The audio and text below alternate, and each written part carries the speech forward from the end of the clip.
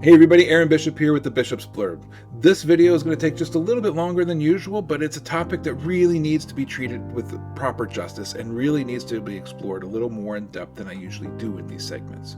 So it's become all the rage in various circles to make the claim that Easter is pagan and it has its origins in pagan worship. And the question that I had was, is this true? What are the origins of Easter and the practices connected to it? Well, in my book, The Power of Passover, I address this very question, as we have historical documentation of how Easter started. So first off, you need to know that Easter was not given this name until centuries after Sunday Passover celebration was instituted by the church. This name Easter, or something like it, is unique to English and German-speaking countries. Most other languages use a variation for the word Pesach for this day. This name Easter was not adopted from the goddess Ishtar. That was a lie that was invented by Alexander Hislop and published in the book The Two Babylons, which is full of such inventions that have been passed on to this day.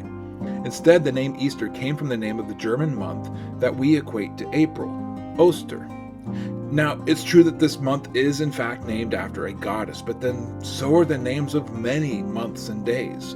January comes from the god Janus, February from the Roman festival of Februa, March from the Roman god Mars, and then there's Thor's Day and Freya's Day and Saturn's Day and so on.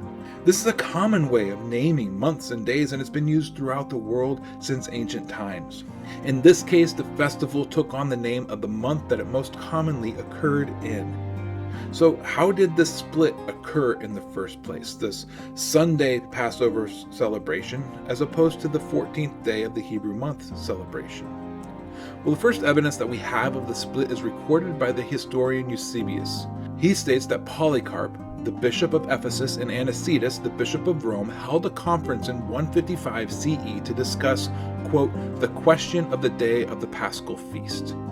In this conference, Polycarp, who was a disciple of the Apostle John, held to the tradition that had been passed down to him by John: celebrate the Passover on the 14th as it's described in the Bible. Anicetus, on the other hand, took the stance that Passover should always be celebrated on Sunday in honor of the resurrection of Jesus.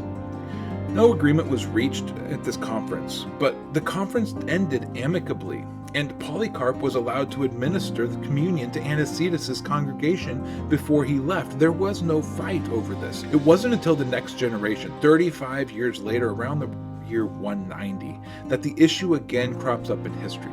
The church at large held a series of synods to establish some issues of practice, and one of the issues that was addressed was the question of Passover. It was decided in the synod that Passover would be held on the Sunday that followed the 14th, regardless of when the 14th fell on the Jewish calendar. This decision was made according to, quote, apostolic tradition. The Western Church claimed that this was the tradition that had been passed down to them by the Apostle Peter. Well, Polycrates, who was a disciple of Polycarp, the disciple of John, the disciple of Jesus, wrote a letter protesting this decision because of his own apostolic tradition and the Bible itself.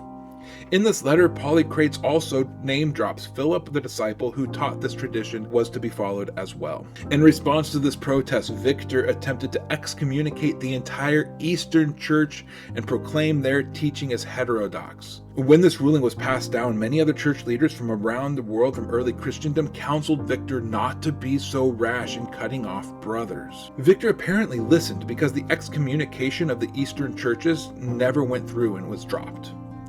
Well, this question then settled down for over a century. It was not until Emperor Constantine stopped all the persecution of the Christian church in the Roman Empire, which up to his declaration of tolerance had been horribly persecuted by the Roman Empire. Because of the cessation of persecution, the church began to address topics such as this again. No longer worried about whether or not they may die tomorrow, they began to address smaller topics.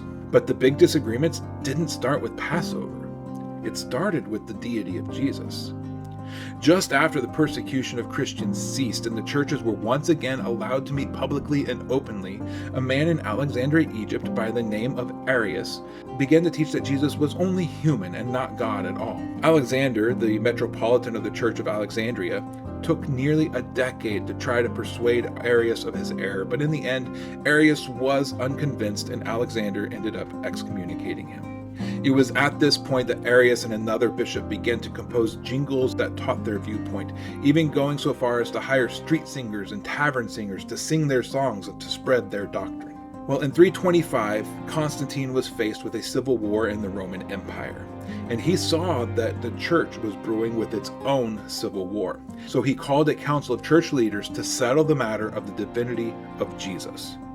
This council met without Constantine's oversight or even attendance and settled the matter for themselves, determining that Jesus is in fact divine, and the teaching of Arianism was declared a heresy. And when you read through the decision of the council, this is what you read. Nothing is said at all about the celebration of Passover. The council did, however, address this issue in a letter that was to be distributed to the churches of the world, along with the 20 canons of the council. And in this letter, the following statement was made. We further proclaim to you the good news of the agreement concerning the Holy Passover, that this particular also has through your prayers been rightly settled, so that all our brethren in the East who formerly followed the custom of the Jews are henceforth to celebrate the said most sacred feast of Passover at the same time with the Romans and yourselves and all those who have observed Passover from the beginning. It was this letter that settled the celebration of Passover and made it a day to be observed on the Sunday that followed the 14th, rather than on the 14th itself.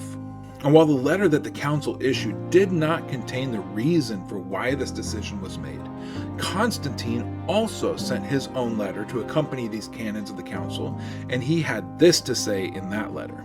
At this meeting, the question concerning the most holy day of Passover was discussed, and it was resolved by the unified judgment of all present that this feast ought to be kept by all and in every place on one and the same day. And first of all, it appeared an unworthy thing that in the celebration of this most holy feast, that we should follow the practice of the Jews, who have impiously defiled their hands with enormous sin and are therefore deservingly afflicted with blindness of soul. Let us then have nothing in common with the detestable Jewish crowd, for we have received from our Savior a different way.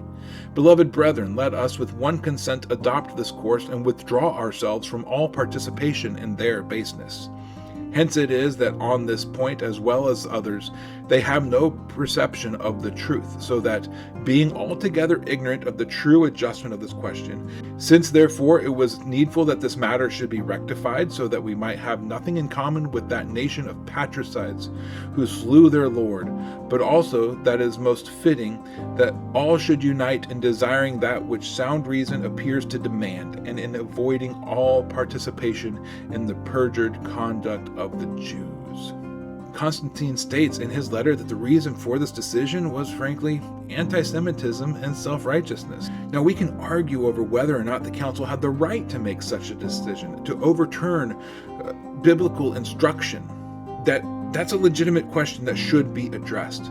But we cannot make the claim that Easter was sourced in paganism. It wasn't. According to the records that are available to us today, the claim made by the synods of 190 CE was that the Sunday celebration of Passover was a tradition that was passed down to them by Peter, the disciple of Jesus. Easter is not pagan in its origin. If anything, it's racist and anti-Semitic in its origin, but that's the worst thing that could be said about it. So that leaves us with the question of how Easter is celebrated. Specifically, the eggs and the bunny that are somehow related to this holiday. Well, the eggs, contrary to Alexander Hislop's claims, were not part of some Egyptian baby sacrifice ritual. Rather, the association of eggs with Easter came from the practice of Lent. During Lent, people don't eat meat for 40 days leading up to Easter. This meant that eggs were not acceptable as well.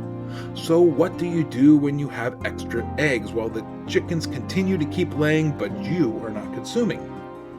Well, you boil them so that they last longer when you don't have refrigeration.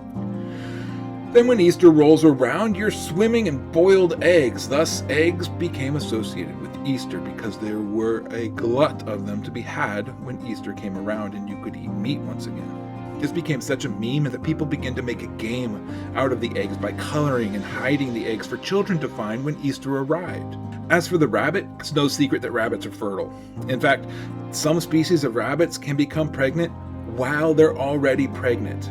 It's because of this that the rabbit became a symbol for life, and we find examples of rabbits all throughout early Christian art because of the symbolism of life that the rabbit took on. All this to say that Easter did not find its origins in paganism, and the practices associated with Easter, they're not pagan either. Now, whether or not Sunday celebration of Easter is appropriate when we compare it to what the Bible has to say about how Passover is to be celebrated, that's a conversation that should be had.